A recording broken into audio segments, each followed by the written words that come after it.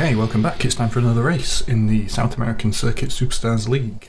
This week we will be racing at Magdalena on the full Grand Prix circuit, and it's a 26 lap race. We'll be racing in the 60 GP cars this week, which is quite appropriate for this track. The layout is heavily influenced by the original layout for the Mexican Grand Prix circuit, and F1 raced there throughout most of the 1960s, so quite fitting for this race. The whole grid has had a couple of practice lobbies, so we're looking for an overall race time in the 11-minute 40s, and in qualifying the best lap was a 24.7, so we'll be targeting under 25 seconds to get a good spot on the grid.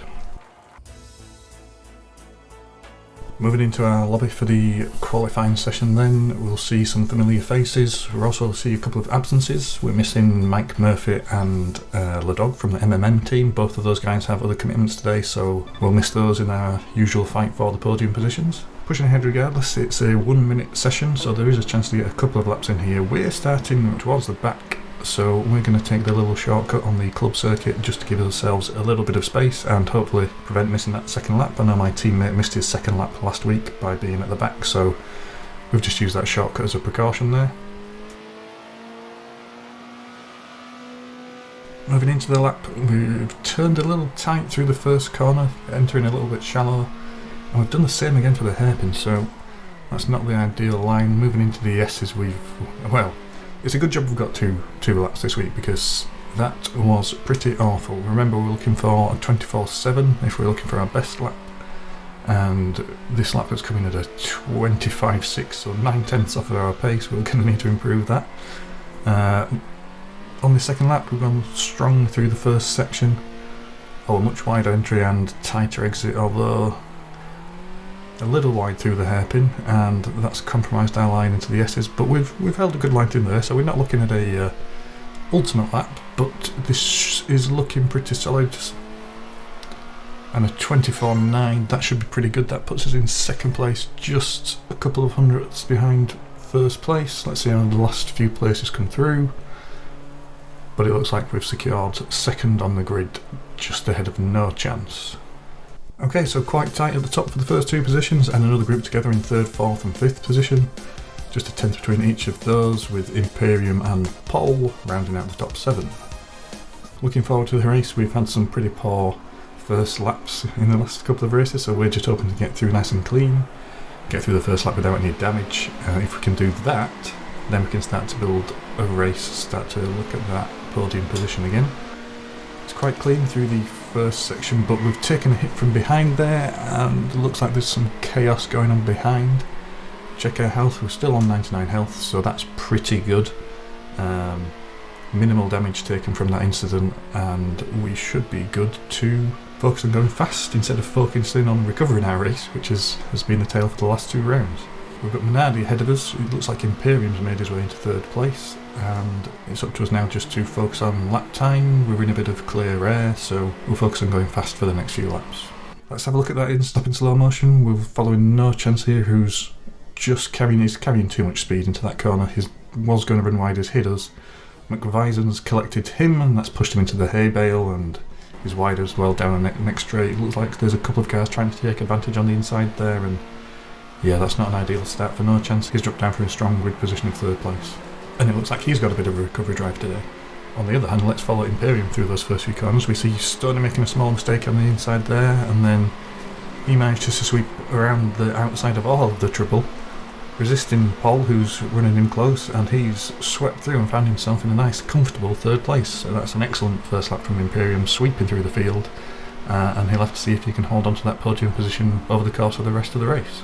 Okay, we'll jump back to my race footage. We can see, unfortunately, we've lost touch with Minardi. It's been quite a scrappy first stint for us, missing a few apexes, running wide in a few corners. On this track, the fuel will last for around 6 laps if you're pushing flat out.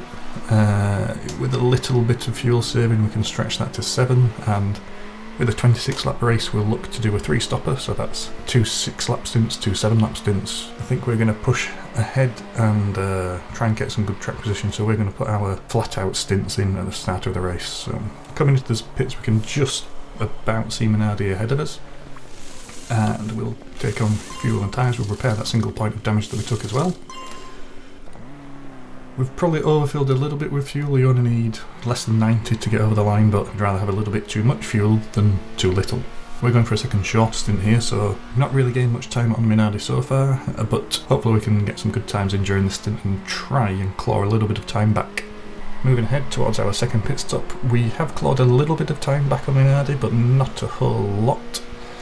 It'll be interesting to see if he stops with us this lap or if he's mixing his strategy up.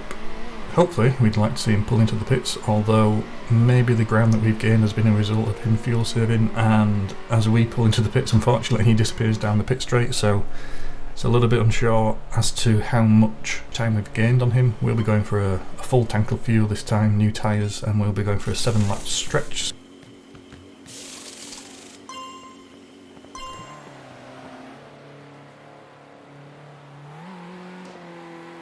So we've come out just behind Imperium and NoChance, so it looks Imperium's lost one of the positions he picked up at the start of the race. NoChance is recovering back through the field after his incident with me. We've got to put in a fast lap now. We don't really want to catch those, they could delay us, but it looks like they've both pulled into the pits, and we'll see where we merge back in with Minardi, who's just done a longer stop. We've not quite managed to undercut him there. We've gained a little bit of ground, which is good. But from this point on we're doing a little bit of fuel saving, so if this is one of his short stints that's going to make him difficult to catch. We'll do our best, we'll keep up as much speed as we can and we'll try to hang on. Okay, coming to the end of our stint now. Minardi has crept away a little bit, we can just about see him in the picture, but I imagine that we're both now going to stop. We'll see now if he's put in another long stint, but hopefully as he's been pulling away he's been doing a sprint, so we'll be matched up for the last section of the race. There's an incident just ahead of the hairpin. Fortunately ghosting is on, it's not like last race where you've got to fight your way through the lap traffic.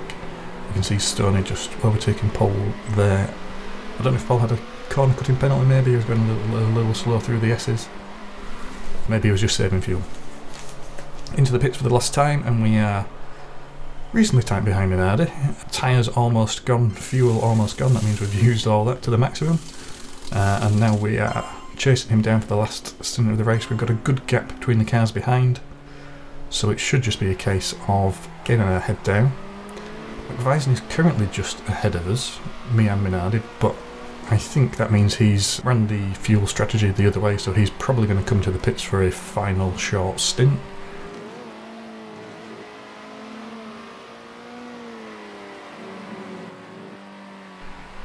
Yes, you can see him pull into the pits there and we pass him on the main straight. There's still a long way to go to Minardi, but we're now on the same fuel saving, so we'll see if we can gain a little time. We're kind of in the groove, we've been running the fuel saving for the last 7 laps, so hopefully that gives us a small advantage as he readjusts to saving fuel each lap. Coming into the last couple of laps, I'm happy to say that we have gained a little bit of ground on Minardi, so that's shown some good pace from us whilst fuel saving. Maybe he is just taking things a little bit easier, keeping things cautious. I know he had a spin towards the end of the last race, so perhaps he's just playing it safe, but we are making good ground. I think probably after that questionable first stint we were a couple of seconds behind, so to be just with 2 grid slots behind as we come down the main straight there, we are closing in, but I think we are also running out of time. On this last lap we'll get as close as we can, but I think it's certainly good results for the team. It's a 1-2. I've had a much better race, been a little bit quiet, which is kind of good in a way. I've had rather too much action in the last 2 races, certainly early on. That's compromised our finishing position, so it's good to get a 1-2 for the team, plenty of points. Looks like McVizn works his way onto the podium as well. We'll see how the rest of the results look and where Imperium ended up after his particularly strong start. So, working his way down, just 6/10 in the end behind Minardi as we came over the line. McVizn crept ahead of NoChance. It looks like Imperium had some trouble later on during the race. He's dropped back down to 5th, but still an improvement on his grid position, with Stoney in 6th and Paul in 7th. So here's the top 3 from our lobby, and we will again look how those merge together when combined with the group from the Americas. It's a 1-2 again for our team, with Alberto taking the 3rd podium position, but it was awfully close. There's 3rd, 4th, 5th and 6th, all covered by 2 seconds, so that first lap incident for McVizn probably cost him a podium position. Very tight between those 4, Alberto, McVizn, Kenjo and NoChance, with just another 2 seconds covering Marito, Imperium, Charlie and Vixen. Stoney just misses out on points again for the 2nd week in a row, with Paul missing out as well in 12th place. By the way, I'll put a link in the description to Kenjo's Twitch channel. He streamed the American Lobby live, and it was a great race between the RPM team and the Mastretta brothers, so if you are interested, I highly recommend you go and give that a watch. As for the championship, Minardi continues his dominance with his 4th win out of 4. I'm maintaining 2nd place, and Kenjo has jumped ahead of the absent Mike Murphy to reclaim his 3rd position spot. Alberto moves up the table again with the 2nd strong performance in a row. Royalty was unlucky, he seems to have a disconnection so he didn't score this race. And we can see McVizn in particular scoring regular points since he's joined the championship, and he's made his way up to 10th position. In the teams championship, I believe Minardi have now just claimed the title. I think the maximum point score is 30 per race, and with a 64-point lead, I'm pretty sure we've now claimed the title. That's thanks in no small part to Minardi's enormous points total. But the fact that we've managed to have 2 cars competing and finishing in the points every race has played a large part in that success. Royal Performance have taken advantage of MMM's absence from this race, and they've reclaimed 2nd spot with just a point between those 2 teams. And there's another tight battle brewing over 4th place with just 2 points separating the Mastretta brothers, Thunder Motorsport and Kessley Dulce, with Team Imperium now scoring consistent points not too far behind either. Right then, that's 4 rounds down, just 2 remaining. We'll have to see if anybody can deny Minardi a win in the final 2 rounds of the season, and there's quite a few tight battles in those Drivers and Teams Championships to be decided. I'm happy to have had a smooth race this time, and hopefully I'll be the one that's pushing behind Minardi at the front of the grid, but no doubt if the MMM guys come back next round, they'll certainly be challenging as well. That's it for this round, just 2 more remaining. We'll see what happens next time.